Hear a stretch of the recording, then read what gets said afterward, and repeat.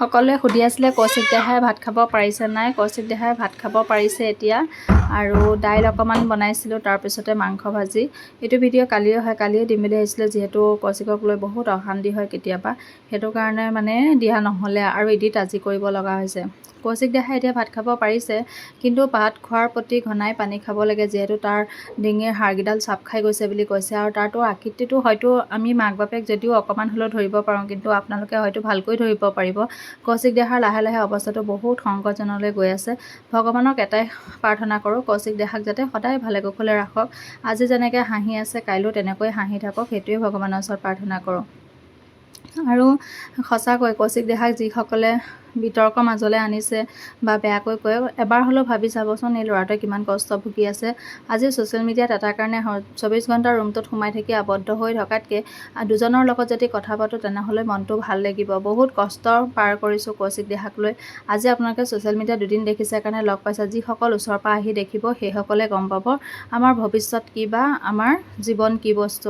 নজনাকৈ ওপৰতে জিচ তিচ কথা ক'লে সঁচাকৈ ভাল নালাগে।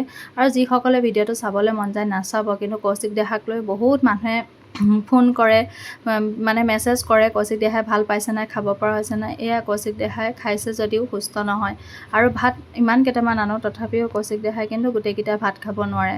তাৰে দুঘৰা এঘৰা এনেকৈহে খায়। আৰু চাই থাকিব আজি ভিডিঅ'টো শেষলৈকে কৌশিক দেহাই কিমানকেইটা ভাত খায়। গোটেইখিনি ভিডিঅ'টো লৈ আহিছোঁ 3 মিনিট সময়। আৰু ভাতকেইটা খাওঁতেও বহুত দেৰি লাগে। আৰু ভাতকেইটা প্ৰত্যেকটো ঘোৰা গিলোতে কিন্তু পানীয়ে খাব লাগে। তাৰ ভাত খাওঁতেও বহুত কষ্ট হয়। ভাত খাই উঠিয়ে তাৰ যিহেতু লিভাৰটো ডাঙৰ হৈ গৈছে, ফুলি গৈছে, সেইকাৰণে ভাত খাই হজম শক্তিটো কৰিব নোৱাৰে, পটককৈ লেট্ৰিন কৰিব লাগে। আৰু ভাতকেইটা নাখায়, পাপাকে ফুচুলাই ফুচুলাই খুৱাইছে এনেকৈ কৰি। আৰু বাপেক থাকিলে মই সঁচাকৈ খুৱাবলৈ নিবিচাৰোঁ, আৰু মোৰ হাতেদিও খাবলৈ নিবিচাৰা। এটাই ভাবোঁ, মই দিনত যদি মৰম কৰিছোঁ, ৰাতি বাপেকে মৰম কৰক। এনেকুৱা লাগে মানে সি দুইটাৰে মৰমৰ মাজত জীয়াই থাকক।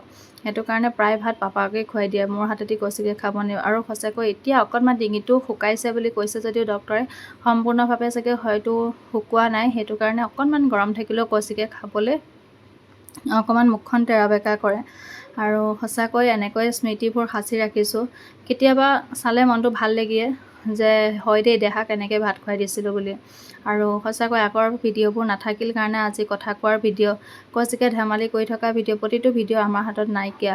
আৰু এনেকৈ সাঁচি ৰাখিছোঁ। সেইটো কাৰণে কওঁ, কোনোবাই ভাল পাই চাব, নকৰিলে আনফল' কৰি দিব, কোনো কথা নাই। মোক ফ'ল' নকৰিলেও নালাগে, মই পেজত ভিডিঅ' এইটো কাৰণে দিওঁ, ভিডিঅ'খিনি যাতে জীয়াই থাকক। আৰু সেইদিনাখনৰ পৰা কিছুমানে কৈ আছে কৌশিক ব্লগত ভিডিঅ' নিদিওঁ বুলি ভিডিঅ' ঢালি আছা, কিন্তু মই কৈছোঁ যে কৌশিক ব্লগত আৰু ভিডিঅ' নাপায়। পৰি দেহা বুলি যিটো ব্লগ আছে সেইটোতে ভিডিঅ' পাব। যিহেতু ল'ৰাটোৰ নামটো লৈ মানুহে বিতৰ্ক কৰিছে, সেইটো কাৰণে নামটোৱে চেঞ্জ কৰি দিছোঁ। আৰু নামটো চেঞ্জ কৰাৰ লগতে এটাই ভাবোঁ যে এতিয়াৰ পৰা মই কাটিঙৰ ভিডিঅ', ব্লাউজ চিলোৱাৰ ভিডিঅ' সকলোখিনি দিবলৈ চেষ্টা কৰিম, যিহেতু পেজটোৰ পৰা অন্ততঃ কিবা এটা শিক্ষা পাওক। আৰু এনেকুৱা নহয় যে কৌশিকৰ ভিডিঅ' চাই কোনেও শিক্ষা পোৱা নাই। কৌশিকৰ ভিডিঅ' চাই পিনে এইটো গম পাইছে যে আমি চিকিৎসা কৰি আছোঁ, অন্ততঃ ভাল ডক্তৰ কেইজনমানৰ ওচৰত কোনোবা আহি পিনে কাৰোবাৰ জীৱন দিব পাৰিছোঁ, তাতোতকৈ ডাঙৰ বস্তু একো নালাগে। সমালোচনা একো কৰিব নোৱাৰে। এটাই জানো যে আমাৰ ভিডিঅ'ৰ পৰা এটাই বহুতখিনি উপকাৰিতা হৈছে বুলি ভাবোঁ, কাৰণ এটা শিশুৰ যদি জীৱন ঘূৰি আহে তাতোতকৈ ডাঙৰ কথা একো নাই। আৰু সেয়াই বিচাৰোঁ, আৰু আগলৈও দি যাম এনেকৈ ভিডিঅ'। কোনোবাই ভাল পাই চাব, কোনোবাই ভাল নাপায় নাচাব, কোনো কথা নাই। কিন্তু এনেকৈ ল'ৰা ছোৱালীক লৈ কেতিয়াও, মোৰ ল'ৰা নালাগে বেলেগৰ হ'লেও কাকো যাতে বেয়া কমেণ্ট নকৰে।